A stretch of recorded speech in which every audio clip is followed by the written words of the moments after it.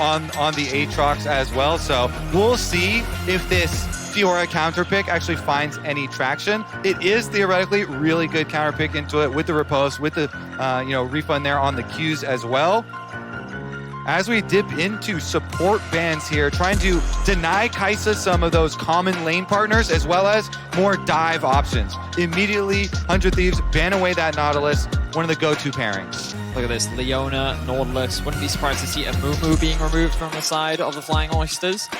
Question is, once you narrow this pull down enough, what direction do you then go? Because when you think about engaged supports, do you then edge towards things like the Braum? I think Braum could be good when you look at what 100 Thieves have been drafting, and Oysters could try and limit. But do you really want to put Kai'Sa, Braum as your bot lane? I feel like the options that you have to pair up with your AD carry is now becoming very, very narrow. Yeah, that's why I like these bans here from 100 Thieves. Whittling down on Koala champ pool here.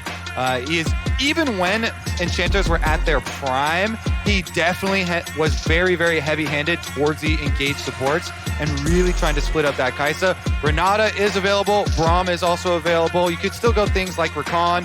Amumu's taken away by 100 Thieves. The classic combination with Misfortune. The curse of the bullet time. Rel after those buffs.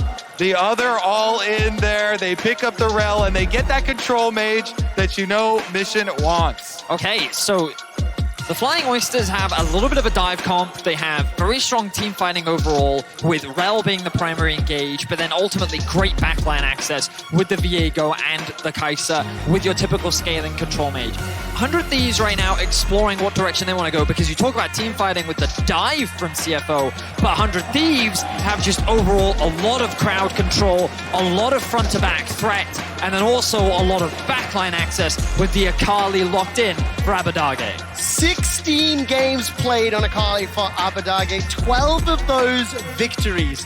Very comfortable on the pick. Closer will round out that composition with the Sejuani. I was hoping for the Lee Sin praying for it. I think hopefully it will come out. Because when we zoom out, what do you make of the 100 Thieves team composition? One of the biggest things when you pick a Sejuani is you want melee solo laners to pair with. So got really good pairings there with Someday and Abbedagge. Both locking in these melee champs that can stack up the stun really quickly. Abbedagge, the assassin here in mid lane, looking to scale up to level 6, and then boom, kill pressure, roam around, try and capitalize on it. You can feel the electricity in the room as soon as 100 Thieves not only locked in Akali, but those Siege is now just a flat 13-second cooldown as we see Huhi going in once again. Advantage toss forward. Huhi's now looking for a bit more. Finds it. That's Koala below 200. Flash for flash. Shun! First blood onto 100 Thieves. Huhi's taken down. He followed it up after being engaged on. And now everyone is in trouble. Call for reinforcements. Gemini's trying to find the second kill for the Flying Oysters, and Koala steps forward. Ferromancy crashed down. A kill traded back and forth. At least FBI is on the board. The first and second blood Oyster right here. Bottom lane just destroyed. Lane, Shun, the rookie of the team, along with the experienced veteran of Koala, they punish Huhi's aggression. They remount on the Koala to then set up the initial pick. He then flashes away, but then Huhi, he's overcommitted. The damage from Shun, the flashing in to secure that kill, and then Gemini's in the perfect position to set up the dive. A great start for CFO. Yeah, you can tell. Shun immediately there with the positioning. There was no way they were going to back down from that game of support. Bottom lane's heading up as well. Misfortune with Strut is a little bit behind, but can walk a bit quicker. Kai'Sa already here. Herald does leash though, so there's a delay on the giant Herald fight. Both supports are level 6. That crucial ultimate. The primary engages of both teams will be available. And remember, the biggest difference, CFO, they want to try and dive, leverage their intent mobility to get onto the backline, whereas Abbedagge is going to be using his mobility to access that backline himself. Both teams now posturing 5 versus 5 on the map. The Herald, the objective. He pulls the trigger. He pulls the trigger. 100 Thieves. They're on the Herald. Look at Koala. Keep your eyes on the Rel. Stepping forward, Magnet Storm! Followed up by the Killer Instinct, then closes Sim packet with the artificial prison does so much to dissuade the engage. It's 100 Thieves that get the kills. Abadage's 5-point strike manages to get it and steps back away. The engage was great. The counter was better. The massive misfortune ultimate from FBI over the entire CFO team. 100 Thieves, they get the kills and they get the Rift Herald. I thought that fight was going to go horribly for 100 Thieves because at the start of this, look, keep your eyes on Huhi. He's going to miss his engage, and that's the window that CFO used. The two-man ultimate, but the riposte is good. Then the flash ultimate from Huhi sets up for the MF ultimate to rip apart CFO. They're forced to disengage, and 100 Thieves not only secure the Herald, but pick up 2 kills. Yeah, the chase afterwards, take it while that is down. They don't have to threat. That was just beautiful. Closer is going to be able to help out. Wait a minute! But it turned around! How did that turn around? The gravity field stunned them! The gravity field stunned them! The gravity field locked Abadage in place, and they're not done just yet. Yo, we need a slow-mo on that replay. Was that intentional? Anyways, let's take a look at the slow-mo. That wasn't intentional. He doesn't do that. So look at the engage here. It was a clean engage from Abadage. Everything lands. He's just waiting for the ultimate, but then he gets rooted up. He gets stunned by Gemini into the root from the gravity field, which means that he gets locked up long enough to allow CFO to secure that kill. Beautiful play from the mid-jungle duo. The synergy coming in clutch. Gemini's timings have been so good. Right now, Koala steps forward. Ferromancy into the Magnet Storm. Closer can throw out the prison and Pete put rest in place, but FBI is jumped on by Gemini. So for 1 kill to 100 Thieves, here comes Abadage. It's traded for FBI, who steals the Maker Ray, and the Gemini will be able to use the Heartbreaker and pick up that misfortune. Closes down next. Someday and Huhi join up with Abadage. Rest will pull back. It's a 2,000 gold lead, and the fight goes the way of the Oysters. The first seed from the PCS has come to play and silence this crowd. What a phenomenal performance from them in the early game. You talked about how domestically they were known for building gold leads. Well, Quickshot, they already find themselves with a 2.2k gold lead. It's not done just yet. It's now Mission's the target. He's 1, 2, 3 members strong. Gravity field comes up. The riposte is going to deny the stun. The other side, 3-person dive again. Flash and World Ender available. That's both of them used. Dashing, dodging, ducking, diving. Riposte plus 1 more lunge does it. Mission completes the teleport, throws a Chaos Storm forward. Closer, Huhi, and Someday. How they close games out, and for 100 Thieves, their team composition can still fight back. They just cannot fall further behind. Because when you start getting hit with that wallet, it gets so much harder. This looks to be another kill. Rest is thrown down the ultimate, but 2 members of 100 Thieves jumping, flashing forward. The stun comes out. Gemini arrives. He's not going to be able to find the root just yet. As Someday will get killed. And Koala won't find one. 1-for-1 trade. Going to secure them at the tower, but they go in on him isolated. Right now, it's just Death Brush all day. The strategy for 100 Thieves. Huhi goes in the field, out the field, right back in. Teleport's committed. FBI makes it rain. He's got bullet time available, but needs them to get locked down. Huhi, no ultimate, no flash, no range. Teleport does... They're conceding the bottom river right now. They're moving up towards the Baron. Look at the vision on the minimap, Vedius. All of that vision from 100 Thieves cleared out. Flying Oyster, thank you from our observers. The engage comes out from Koala and Shun. That's a dead Huhi. Curse. 0-0 in his very first international game. What a stand-up performance from him, but a lot of it is being set up by his team, and you can see just beautiful commitment from the bot lane. Koala with the engage, the ultimate to follow it from Shun, and they just melt this Amumu off the map.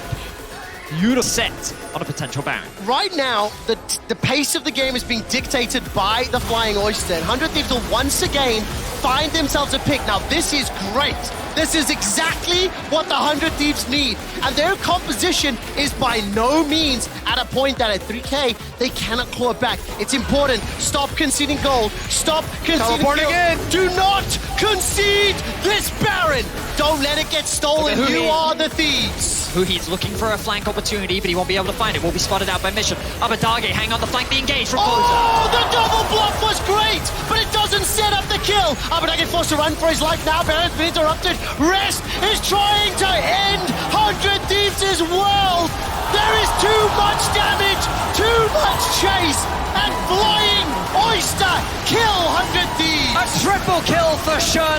That is 100 Thieves wiped off the map, and that will be the Baron secured for the Flying Oysters. Shun is legendary! 8 kills for the Kaiser. Kai'Sa now so insanely fed, and the Flying Oysters with Baron are gonna leave their mark. Here's another look at the setup. Closer goes out, hits the Sejuani ultimate, but as they go for the engage, Rest just comes in, the Aatrox, a force on the front line, trying to chase down with the power of that Victor ultimate, flashing in there for the double knockup, insane follow-up. And that is the dive that we were talking about. The moment that Rest commits onto the fight, the Viego ultimate is right next to him, the Kai'Sa ultimate is right next to him, and it's not a single member going in, it is all tower deficit. Damn, those Hex Gates are loud.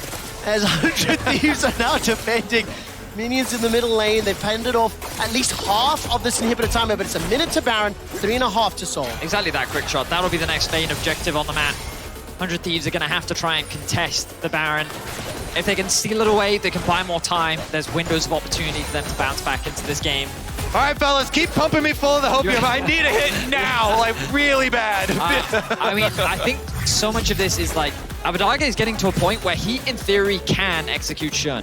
The question is, will he actually be able to do it? Because the amount of mobility that he has at his disposal, the amount of damage that he has, the real world, look at this Shun is the executor. I always got to stopwatch. Okay, never mind. It's no longer possible to execute Shun. 100 Thieves, they are hoping and looking for Flying Oysters to maybe overstep. Look at the vision. It is pretty deep right now. They're starting to push it in this northern quadrant. The Dragon River is empty as we're still 3 minutes away. Very, very clear. Flying Oysters, they're setting up for Baron. They're pushing the waves. They're pulling the vision down. Now they're going to back out and wait for that to spawn in a few seconds' time. They've been grinding away, too. Nice to see the hard work rewarded here for the Flying Oyster. Baron about to spawn, and once again, they've done a very good job with the fundamentals. Sweep clean all the vision here for 100 Thieves. Make them face check into you, into your massive advantage.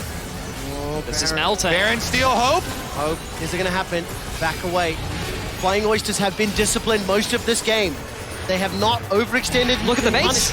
Consistently, Super Minions are inside the base. Vader, you called it right. CFO, they know that they have a pressure point in the bot lane. They know that their top wave is pushing as well. CFO are just playing the map. 100 Thieves in another do or die situation. The pressure cannot be higher. 2,000 hit points into the pit. It's stolen. LCS steals the Baron. But is it enough to steal the game? Shun and Gemini are chasing inside the mist. And just like that, 3 members down. Abbedagge gets at least 1 back. Rest is continuing to chase. Shun manages to find another. Flying Oysters are inside the base. 100 Thieves steal Baron, but CFO secure the game. It's 10 kills for Shun and a Nexus in their eyes. CFO will come out swinging in Game 1 at Worlds. Formulae! Flying Oysters dominate, destroy, and decimate 100 Thieves. Well played, Flying Oysters.